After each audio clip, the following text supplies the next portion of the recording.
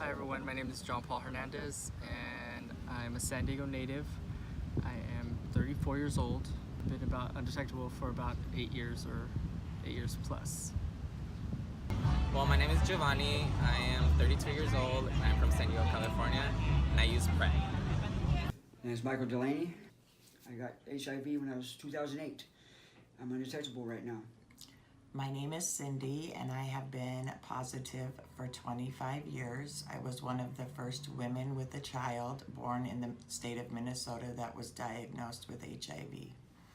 Hola, yo soy Ilsa Aguilar, tengo 28 años, soy mexicana, tengo un diagnóstico de VIH. Hi guys, my name is Brandon and I currently live in San Diego. I am HIV positive. My name is Jay Blount and I am from Indio.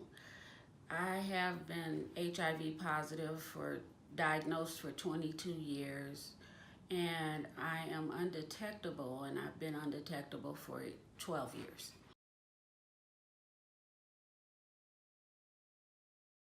I have always lived with the thought of I'm never going to die from this disease because I am too ornery and just not going to do it. So I continue to stay strong and positive because I believe that I got this disease for a reason, and I'm here to share my journey and my experience. I have healthy sex. Just because I use PrEP doesn't mean I don't use condoms. PrEP only prevents HIV, and so I also use condoms when other people.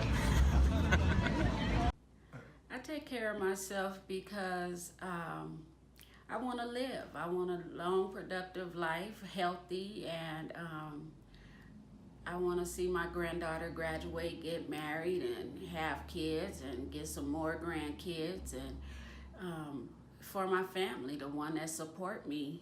I think the main reason that I take care of myself, I know the main reason why I take care of myself is that I've learned to love myself through all the ups and downs that I've been through, especially living with HIV and learning how to manage a lifestyle being HIV positive. That would be my main reason. Um, 12 years ago, I went to a drug and alcohol treatment program that was HIV friendly. Actually, it was provided by Brian White. And the people there I grew a close relationship with. I worked with them. And the people I met throughout the years have helped me succeed. They've taught me a lot of things, and the people I encounter today, I learn from everybody. Yo creo que, en primero, la cercanía con lo que entendemos como pares, es decir, conocer a otras personas que están viviendo situaciones parecidas a las que yo me enfrento. Siempre es una necesidad poder sentirte acompañada de otras personas, y creo que en eso yo voy a reducir mi éxito de ser saludable, porque el acompañamiento yo lo he obtenido sí médicamente, pero también lo he tenido a través de amistades dentro de contextos escolares, y otra parte muy importante la he encontrado en lo que conocemos como grupos de autoapoyo. My grandfather has also been positive for over 20 years, and just from what I remember from when I was younger, even though we didn't talk about it much, I do remember it coming up in certain discussions, his status between him and my mother, and I think that has kind of mentally prepared me to at least educate myself about it. I would say my first person actually to thank is AJ Johnson at the UCSD Mother Child Adolescent program. He started off as my case manager and also was one to really encourage me when I said I wanted to share my story and either educate, help prevent, or help other people feel related to surrounding the whole topic of HIV positive. Vivir dos experiencias de mi vida que van de la mano, o sea, es decir, asumir que tengo un diagnóstico de VIH, pero también asumir que soy una persona trans que desea tener un tratamiento de reemplazo hormonal, ¿no? Entonces, eso a veces yo lo viví de manera desvinculada, porque en el lugar donde me atendía para recibir atención médica específica sobre VIH, no había información sobre tratamientos de reemplazo hormonal, ¿no?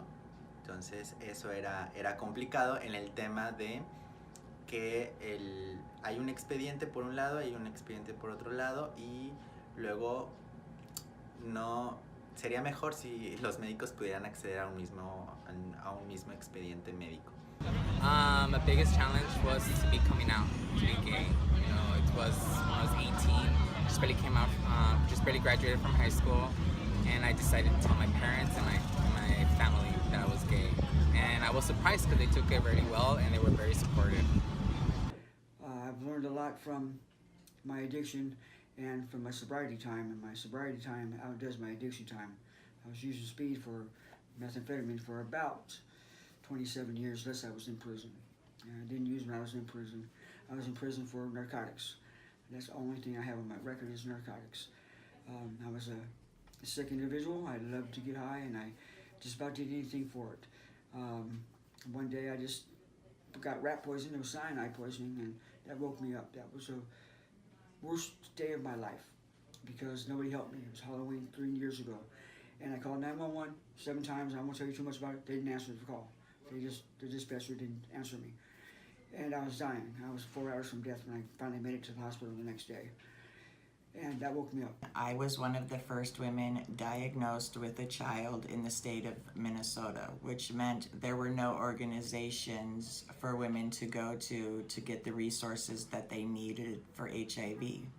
So I took it upon myself to start knocking on gay organizations that men had opened and told them that this is what was happening in our community. So they asked if I could get a bunch of women together and they would be willing to give me a spot for support groups. And from there it just started with support groups and then bringing hygiene products in, and I just felt that I needed to be the voice for the women that didn't have a voice. Dating is definitely a scary thing when you're positive. But, I think now, just based on experience, of trying to date people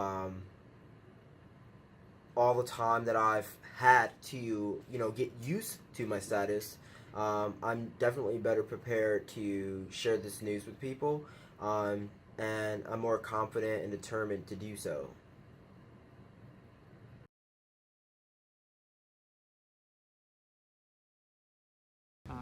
I've shared about overcoming some things, especially that inner struggle with myself of learning to love myself and accepting it not only internally but externally with the world. To believe in something higher than myself has really saved me and has also really empowered me. And even when I speak to people, I speak from the heart, and I know that it's coming from a place that's just higher than my own will. It's that desire to want to love and share in love and share in a common message and share in the humanity that we all share. It's funny because just 3 or 4 months prior I was in Wisconsin and the doc was trying to get me on PrEP, but it was a sticky situation because since I didn't live here permanently and because I was in and out of state, it made it more difficult because the medicines couldn't be shipped. So that's why I didn't get on PrEP. And it's funny that 3 or 4 months later, I was diagnosed with this, with HIV. Which is unfortunate, but no biggie. It's not the end of the world. So I will say this in preparation, just for your safety. If you can help it, use a condom, and if you can, get on PrEP. My motto has always been, they gave me less than 2 years, and so far I've taken 25, and I am going to continue to add years onto that for as long as I can, and I hope to see the day that there's either a cure found or we do reach an undetectable and non-transmittable community.